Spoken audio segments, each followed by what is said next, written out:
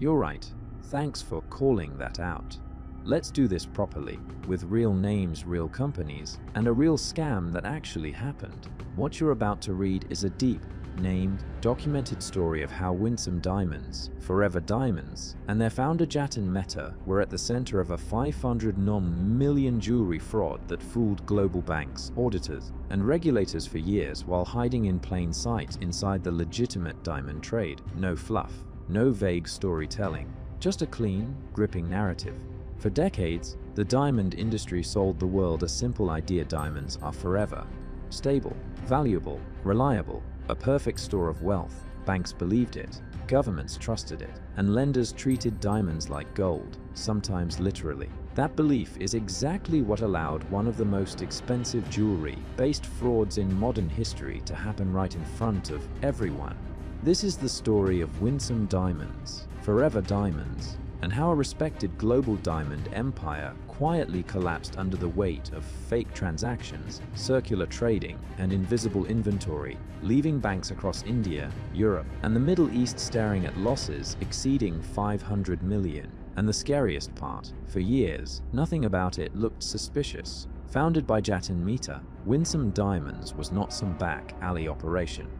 It was a globally recognized diamond trading group operating out of India's diamond hubs and doing business with major international lenders. Winsome Diamonds and its sister company Forever Diamonds claimed to specialize in rough and polished diamonds, jewelry manufacturing, international diamond exports, trade finance-backed inventory lending. On paper, it was a textbook diamond business. Banks loved it. Why? Because diamond traders operate on credit. Diamonds move constantly between cutters, polishers, wholesalers, and exporters. Banks provide short-term financing against inventory and receivables, and when everything works, it's incredibly profitable. Winsome wasn't just borrowing from one bank, it was borrowing from dozens, including State Bank of India, ICICI Bank, Bank of Baroda, Punjab National Bank, overseas lenders through foreign branches. By the early 2010s, Winsome and Forever Diamonds had accumulated hundreds of millions of dollars in loans, all secured by diamonds that supposedly existed in vaults, warehouses, and transit shipments. Everything looked legitimate until it didn't.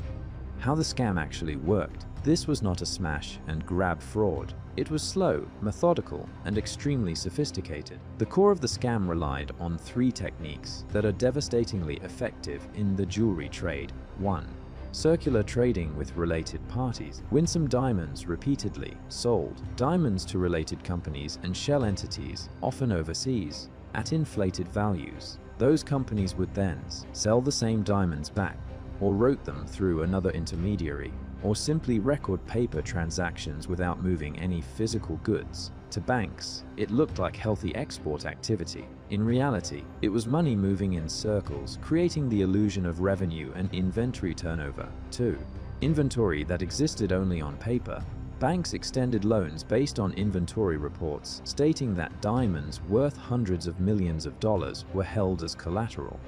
But investigators later found diamonds listed multiple times across different loan facilities, inventory values grossly overstated, physical verification either skipped or falsified. Some diamonds pledged as collateral were never found. Others were worth a fraction of what banks were told.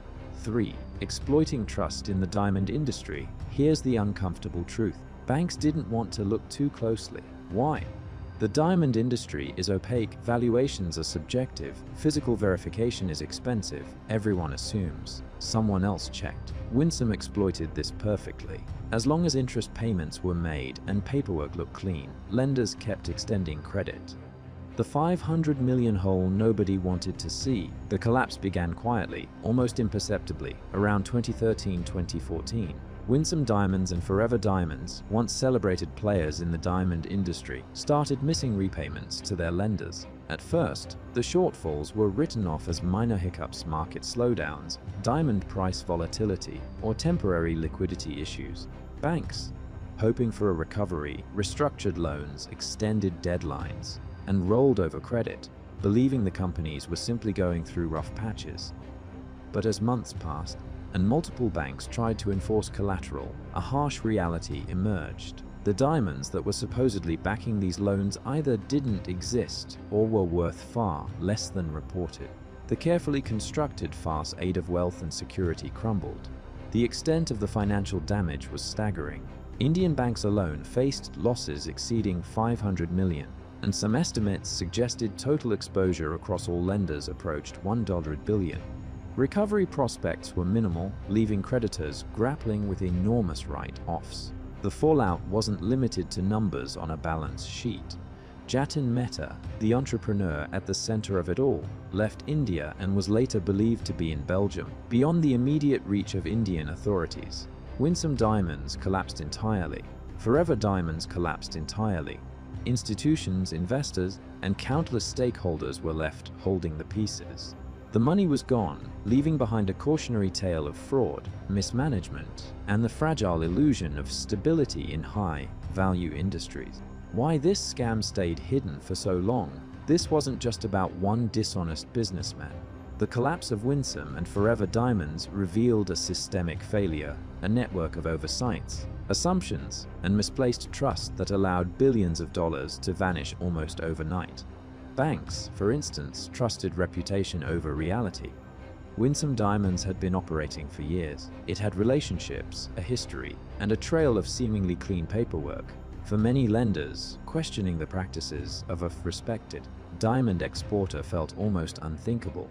No one wanted to be the bank that raised alarms and risked appearing suspicious of a legitimate business. Audits, too, were often box-checking exercises rather than rigorous investigations. Inventory verifications relied heavily on the documents the companies provided themselves. Physical inspections were rare, and independent valuations were minimal at best. The process gave banks a sense of security, but that security was built on assumptions rather than facts. And then there's the nature of diamonds themselves. Unlike gold bars or standardized commodities, diamonds are inherently difficult to track. There's no universal serial system. They can be swapped, recut, or recertified, and their value varies widely depending on quality, cut, and market conditions. This opacity created the perfect environment for double pledging, inflated valuations, and fraudulent reporting, making it nearly impossible for lenders to detect the truth until it was far too late. In the end, the disaster wasn't just fraud.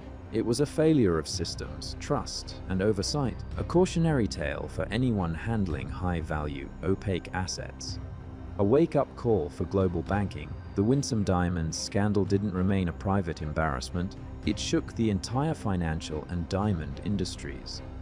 Suddenly, banks were forced to confront an uncomfortable truth. They didn't fully understand the collateral they were lending against. For years, they had relied on paperwork, trust, and reputation, assuming that the diamonds pledged as security were real, accounted for, and properly valued. That assumption had cost them dearly. The fallout triggered immediate changes. Indian banks, reeling from losses exceeding $500 million, tightened tradie finance rules, making it far harder for jewelers and traders to secure large loans without rigorous documentation. Diamond inventory verification standards, once a routine box-checking exercise, were overhauled. Physical audits became mandatory, independent valuations more thorough, and double pledging strictly scrutinized. Overseas branches of major banks also became far more cautious, hesitant to lend to jewelers without exhaustive proof of authenticity and ownership. Regulators, meanwhile, flagged diamond lending as a high-risk category, issuing guidance that reshaped how trade financing was conducted across borders. The industry itself changed quietly but fundamentally. Procedures, reporting, and oversight improved. But it came at a cost. The lessons were learned too late for those who had lost millions, and the reputational damage lingered. In the end, Winsome and Forever Diamonds weren't just failed businesses, they were a catalyst for reform. The scandal exposed vulnerabilities that had existed for decades, forcing banks, regulators, and jewelers to rethink every assumption about collateral, trust, and risk in the opaque, high-stakes world of diamond trading. And all of it happened after hundreds of millions of dollars had already vanished. Why this scam matters even today? You might think this is old news. It's not. The same structure still exists. High-value physical goods, opaque valuation, trust-based lending, complex cross-border trade. Whether it's diamonds, art, rare metals, or luxury watches, the same vulnerabilities remain. And that's what makes the Winsome Diamonds case so important. It proves that a scam doesn't need secrecy, it just needs familiarity. When something looks normal long enough, people stop questioning it. A question you should sit with.